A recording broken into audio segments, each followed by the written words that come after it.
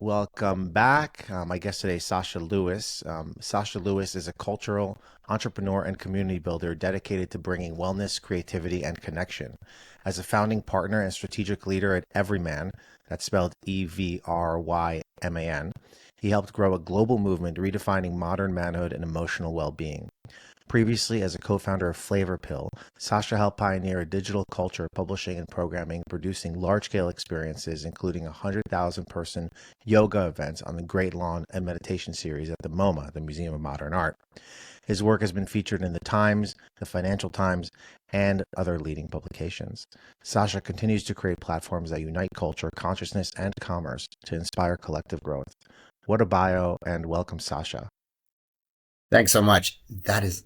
I don't know if that's my error or yours, but it wasn't 100,000. I just don't want to be indulging too much here. It was 10,000 people. We did a yoga class back in 2010 at the Great Lawn. So it was a lot of people doing yoga, a lot of down dogs, but just 10,000, not 100. And that was in Central Park, from what I remember. Is that right? Yeah, yeah, it was in Central Park. It It was was in the Great Lawn of Central Park, to be clear. Great Lawn of Central Park, where I grew up about a mile from that spot. I saw Simon and Garfunkel there when I was a kid. That sort of dates me in terms of where I am I'm 55. So I was a preteen, I think, when that happened, and played softball there for years as a kid growing up. And then for a lot of reasons, sort of universe colliding and conspiring, had an opportunity to do a yoga class there. And this was right as yoga was kind of hitting a pretty major inflection point, particularly like in the East Coast. Had been pretty popular already on the West Coast, but yoga was getting out of sort of the typical yoga studio environments that we were, maybe not so privy to, because it was pretty esoteric in some ways, and it was starting to get into gyms, and yoga studios were popping up in different areas. Celebrities were doing yoga, and so we were at this interesting inflection point, and got an opportunity to host 10,000 people doing yoga, which we went for. We had JetBlue and Smartwater sponsors. Reggie Watts, who's an amazing artist and Of creator, course. was our host. And then Elena Brower, who's a tremendous yoga teacher and dear friend, was our yoga teacher. It was all amazing. And about 8 minutes into the actual class, it started to downpour with thunder and lightning, and we had to cancel it. So it was very brief. I mean, a lot of preparation and a lot of fun kind of leading up to it, but we didn't really quite get the full yoga experience in. And then we threatened to do it Well, again, you got them but all never together. got it off. Yes, we got them all together. We proved the point that people really wanted to do yoga So, in a mass environment. so for those retreat organizers out there, how do you, obviously, technically a huge retreat, and a short one, but how do you distribute sound with such a massive crowd and massive field? Well, I cannot take any credit for doing a good job with particularly that event, because that was not well done from a audio acoustic production standpoint. We were working out a respectable budget because we had some big sponsors, but it was pretty shoestring in relationship to the scale. So we had a proper sound system, as you would for any bigger event, concert sort of stage performance experience. But that said, that was one of the challenges that we ran into. Another challenge was we had to lay all the mats out in advance, because part of the relationship we have with Right, JetBlue is that everyone was getting a JetBlue branded yoga mat.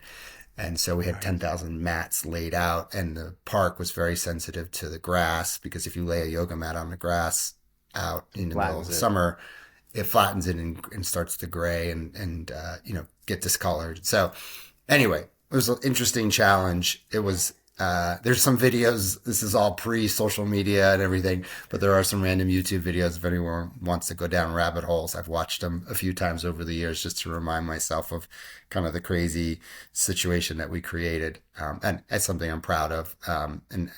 But Oh yeah, yeah, not 100,000, just 10,000 to be got it. clear. Thank you. And it was my fault because the bio does say 10,000. So Okay, let's good. jump I'm in. glad. The work, yeah, yeah, yeah, yeah. The work around every man is really what I want to start with, because that's what got me interested in meeting you and speaking to you. Um, Tell us about every man and its mission. Sure. So Everyman's an interesting organization. We started it almost 10 years ago, and it was really based on my own personal experience that I had with another one of our co-founders, excuse me, Dan Doty. And he and I had sat in a men's group for probably close to 6 or 7 years together. And as soon as we started doing the work together, I realized Dan had a real gift in terms of facilitating and embodying this work. And myself, as sort of a community organizer and interested in culture, and at that point, really interested in personal growth and understanding different modalities, had never really experienced men's work. And it quickly became something that was critical to my own personal development, my own personal sort of self awareness, recognizing that I had a very unhealthy relationship with emotions and kind of connecting to men in a deeper, less superficial way.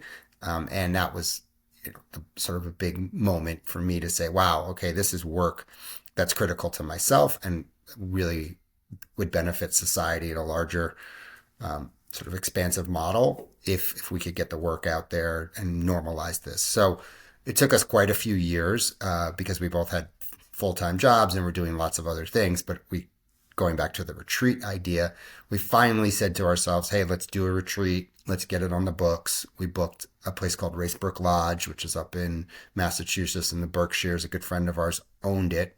And we just said, let's see how many guys we can get. Let's create an experience and see what happens.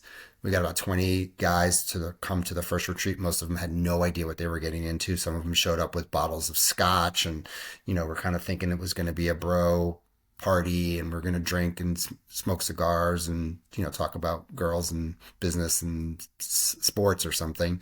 And instead it was Surprise. this, yes, a big surprise. It was a big deep dive into ourselves and working with each other and being vulnerable with other men from an emotional perspective. And really, most of this stuff was, especially 10 years ago, none of these guys had ever really touched anything like that or had that type of experience.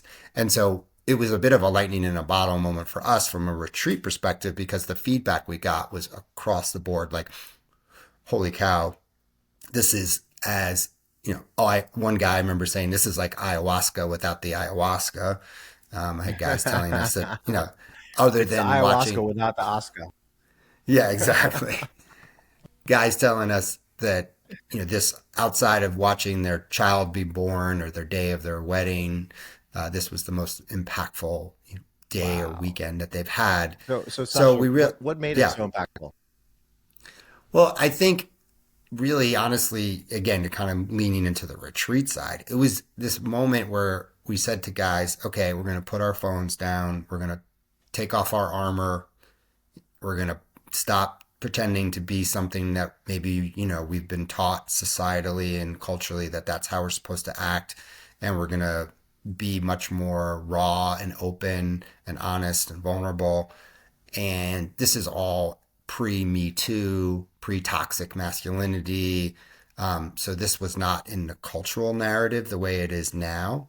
And guys, I think just were so blown away with the idea that, oh wow, there's I feel a lot of fear, as does this guy who looks like he's totally got his shit together does, and I am struggling, to connect to my purpose, and I can talk about that freely and openly with other men and not feel criticized or critiqued, but felt supported and feeling like part of a community. And so, kind of moving guys into a space of, hey, there's a supportive community here. There's a way in which we can rise up and hold each other accountable and also support one another as opposed to sort of that, typical competitive nature that most men have, and also really hiding and shielding themselves from feeling any kind of vulnerability. Because that, again, particularly 10 years ago, 10 years ago when we started this, that was just something that was the norm, right? That's how we all grew up as men.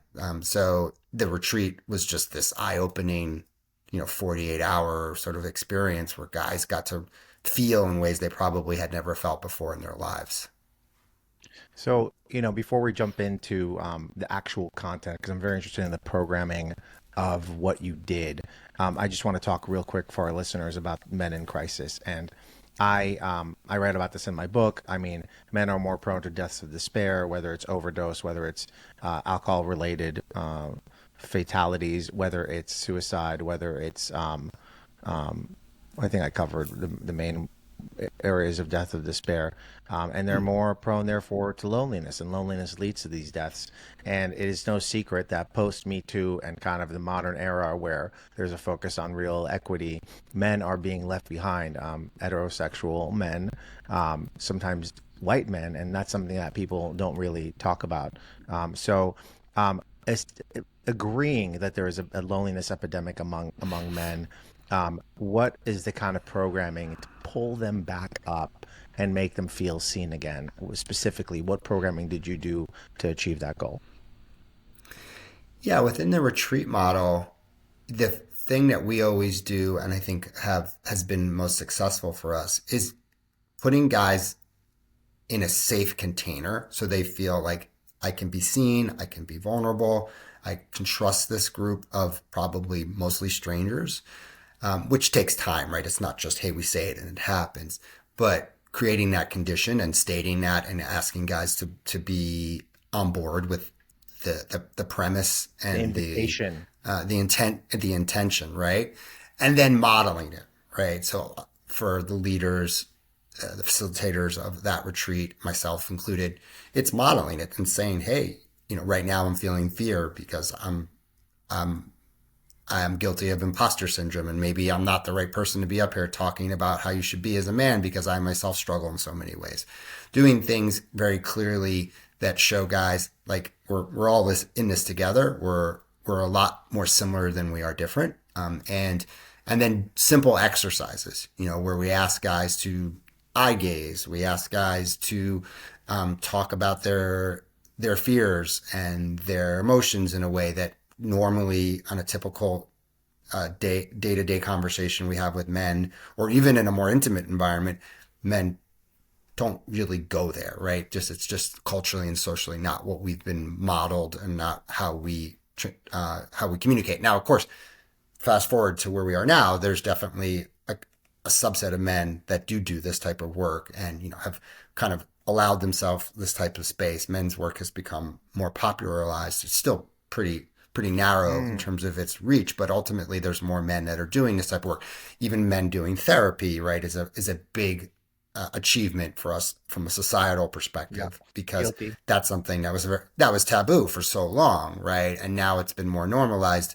In fact, I know in some like dating apps, women only will choose a guy to pursue if they've done therapy, right? Because it's like a badge of self-awareness in some ways. So um, again, I think from going back to the retreat, because I know that's kind of where you're focused on, I think it's these exercises, it's these ways in which we can model that to the group. And then a lot of what we do as well within the retreat structure is smaller intimate groups. So if let's say we had 20 Mm, some odd guys there the first time, we break out into groups of 4 or 5, and then we give guys, it's really essentially a men's group model.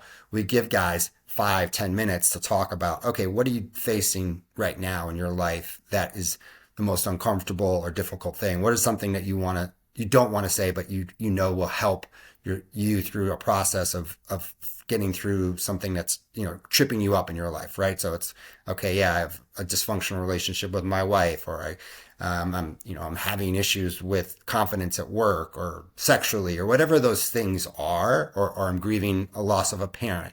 And that very quickly, when guys drop in and hear other men talking about, they realize, okay, hey, I relate to that. I've gone through that type of experience. Or instead of me judging or trying to fix that man, I'm just going to listen. I'm going to listen with my heart, right? I'm going to slow mm, down. I'm going to feel. And by doing that, guys feel seen and they feel connected, right? And this is like emotionality 101. But again, for mm. most men, we've just been programmed to go out and conquer and survive and compartmentalize. And so we don't have the space and place to actually slow down and drop it into our feelings. And then particularly in the company of other men, right? We might do that with our Right. mother or our wife or our sister or somebody like that. Best friend. Um, Right. And maybe your best friend if it's another male, because you Right. really, really trust them. But you know, it's very infrequent. It's right. So those moments within that retreat model are so powerful, and then they compound, right? So we're doing that, and then we're doing hikes out in the woods, and we're doing meditation, and we're doing yoga, and we're doing So when people breath hear men's work. retreats, they're not like they're thinking like tug of war. Like that's not what we're talking about here. Well, it's interesting. So we do things like that because you want to have fun Okay. too, right? You don't, if it's too heavy and too serious, I think it can be crushing a bit and can be overwhelming. So we do create space to have some fun. I don't know if we've ever actually done tug of war, but we've done things like that. But it's a smaller piece of the puzzle, right? So it's a half hour Mm. break where we can get out and have some fun and be silly and also like tapping into your childhood instincts, right? And being a little boy and a child because that's part of it too. We're all wounded from being children and we've never really been able to deal with that, right? And most of us have just passed that by. And so when you start to get into that emotional space that we're talking about, a lot of things come up and sometimes it is things from your childhood. So it's nice to kind of go back and be playful because I know I have two young girls right now, and all they want to do is play. Right, kids, all they want to do is have fun and play, and we lose that. I think particularly as we get older, and a lot of times with men, because we're just so focused on succeeding and kind of doing the thing that we're supposed to do, be strong and be stoic. So there's not a lot of room for fun within that sort of mindset. It's interesting. I've done the Hoffman process and I've done Mm-hmm. psychological counseling services, which are both kind of like week-long retreats focused on mental health. And as to your point, most like two-thirds were women in both of those things. So there's definitely still a gap that exists in terms of how do you bring on men and to do the work, but it's definitely changing. And one of the things we did at Hoffman was like a day of fun, and the structure is kind of like tapping into your sadness and trauma, having a fun day, and then tapping into like changing your negative patterns. And the Mm. fun day was basically like a birthday party and like a Christmas party and then like a dance party. And everybody got silly. And at the end of the day, we're all children in like adult clothing. Um, I That's want to great. jump.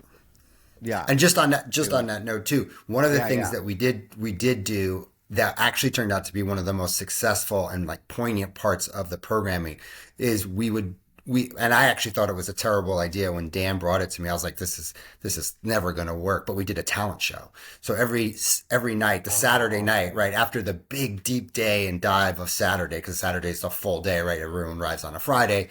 Saturday is really when you have the full experience, and then there's a segue into Sunday, and then we leave.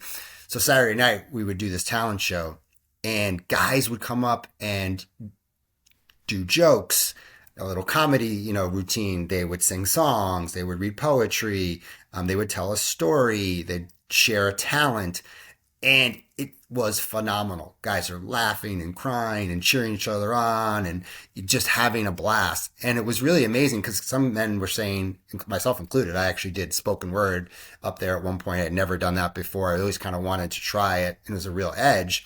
And so, same thing with a lot of men were like, I've never sung a song in public. I've never played the guitar in front of anyone else. And, beautiful, evocative moments and experiences, and this threshold, right, of giving men permission in an environment where they are so open and raw and real to go and be creative and express themselves in that way. It's a sense, there's fun to it, right? There's obviously this energy you get from being creative in front of others, right? And the fear factor of like I'm gonna go to an edge and be supported, and guys are gonna embrace it, whatever it is, right? Sometimes it was really sloppy and kind of goofy. Other times, guys did stuff that were just blowing us away. One guy got up there, It- and there was 50 men at this one retreat. He got up there and he knew everyone's name. So he went around the entire room, and this is like he had been together for less than 24 hours, right? And he was able to tell everybody their name, right? Which I mean, to me is mind blowing. I'm That's a terrible with skill right names. there. Yeah, yeah, it was amazing, and just to watch it, right, and Yeah. him to go through the process, and everyone getting more excited as he was going through the numbers, and like at the end, everyone just literally jumped up like we had just won the Super Bowl, right? Like, yeah, man, that's freaking It reminds amazing. me, the thing at the end of the Hoffman process they do where you actually create a play mocking the Hoffman process. So it's almost kind of like this meta I activity was gonna say where people that's make fun super of each other, meta. and like somebody else shows up as Don Berger, and somebody else shows up as Sasha Lewis, and they're like, yo, yo, yo, what's up? I'm from New York, and like, and it was like over the top, and that essentially like, and that's one of my most memorable activities. That essentially kind of like makes a mockery of the whole thing because there is some like level of like absurdity that a Sure. lot of these things have. I want to jump to marketing these things. And what advice do you have to retreat planners who have really good ideas and can't really market this stuff? Because what I've found is that a lot of folks, um, if they're really good retreat facilitators or retreat kind of creators, they have a hard time marketing their own work. What are your thoughts about that? Listen, I think this is the hardest part for most of the people that are in this space, right? Like coming up with a great intention and program and being able to say, hey, there's an audience and there's a need for this in the world. Like, yes, right? There's so many intuitive facilitators and teachers that have embodied some practice or been able to kind of cultivate something that they want to share in the world. And there's an audience that's probably out there that would be interested in that. How do you find that audience? How do you market it to them in a way that they choose that over the thousands of other things that they can do and the dozens of reasons why they can't do this one for family obligations, work, financial, whatever they may be. It's very difficult, and it's something that most people, I think, struggle with understanding, especially when they first start. They're like, oh yeah, we're going to do this thing and we're going to tell friends and they're going to come. And the reality is that's it's usually not that simple. So it's there's no magic bullet. I Right, think you can't you have. charge your friends like 3 grand. Right, that's the thing, right? And then it's finding the price point that makes sense. And it's, listen, retreats are a lot of work. And so if you're sitting there and you're spending dozens of hours, hundreds of hours between preparing and marketing and then showing up and facilitating, and then you don't even break even, it's a very frustrating proposition and you're probably not going to do it again, right? So you kind of have to get battle tested in that sense. But at the end of the day, from a marketing perspective, I mean, there's the clear avenues you have to be very good at this point, right? Because social media, digital marketing, it's a very competitive space, but you have to be able to reach out to that community of people that you have and know in a in an engaging way, right? It's not like, hey, I'm just doing a retreat, but you got to be able to tell a story. It's got to be evocative. There's got to be a why, because there are also lots of other reasons and other things I can be doing something not in that this town and place that you want me to come to. Partnering with the retreat destination like yourself, right, that you're creating, or Racebrook Lodge, like where we were doing a lot of our retreats, is also helpful too. I don't think you'd over index on thinking you're going to get a lot from the venue, if you will, but it's always good to just have as many touch points as you can, particularly from a local market perspective, right? Because there's people Mm. within that 20-30 mile radius. So for the hotel that we worked with, we had locals come, right? People would be like, hey, I'm just going to come can I have a local ticket? I don't need to stay there, or maybe they do stay there. And that's easy, right? There's a lower barrier of entry if I got to only drive 30 minutes as opposed to I got to get on a plane, or I got to come from the city that's 3 hours away and I got to get a car, and how am I getting there? So I think that's critical. And then the other piece of it would be the facilitators, right? So if assuming that you're bringing in co-facilitators, getting them to amplify it to their communities, whatever that looks like, text messaging, emails, social, right? The hand-to-hand combat thing I think is important, particularly in the beginning. Going back to the first retreat we did, we had, again, I think it was 22 guys. I probably spoke to 15 of those guys on phone calls. When I sent out the information to them, they were like, hey, okay, maybe not. Or I knew there were certain guys that if I spoke to them, they would probably come. So I took the time to call them and say, hey, let me tell you about what this is all about, why I think this would be really powerful, answer any questions, get on the phone with your wife and explain what we're doing. It's not some weird, culty thing. This is actually something that's going to be potentially really profound for you and your relationship. And on that note, by the way, some of the best feedback we've ever gotten, particularly in those early days, was wives and partners saying, "Oh my God, my husband's come back and he's the man that I always wanted him to be. And we have a different relationship and dynamic," which, still to this day makes me feel like crying just to hear that was the kind of impact we had.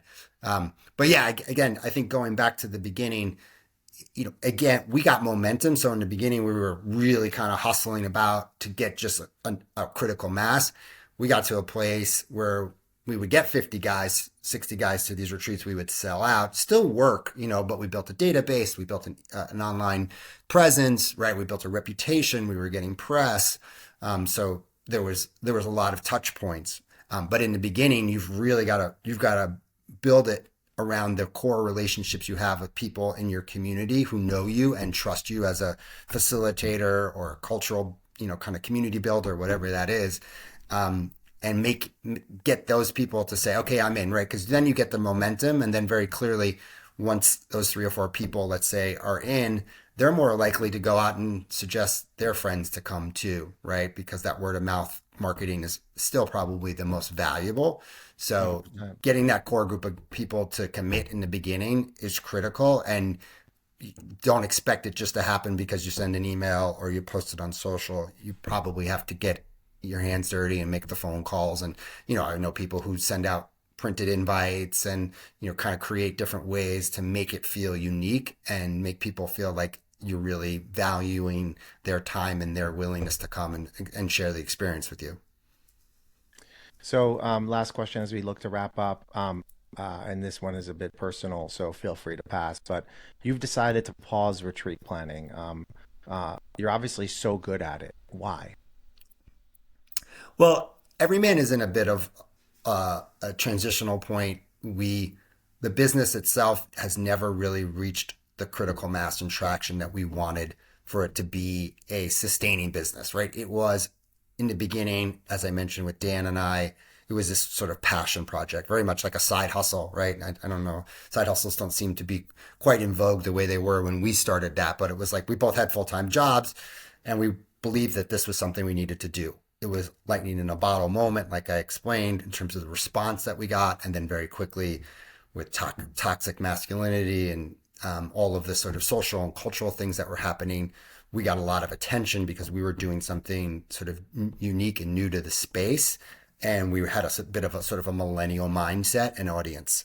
So that was great. And retreats were amazing until to this day, probably my favorite experiences and most impactful experiences I've had as personally and just as somebody who believes in the power of community coming together in an intentional way.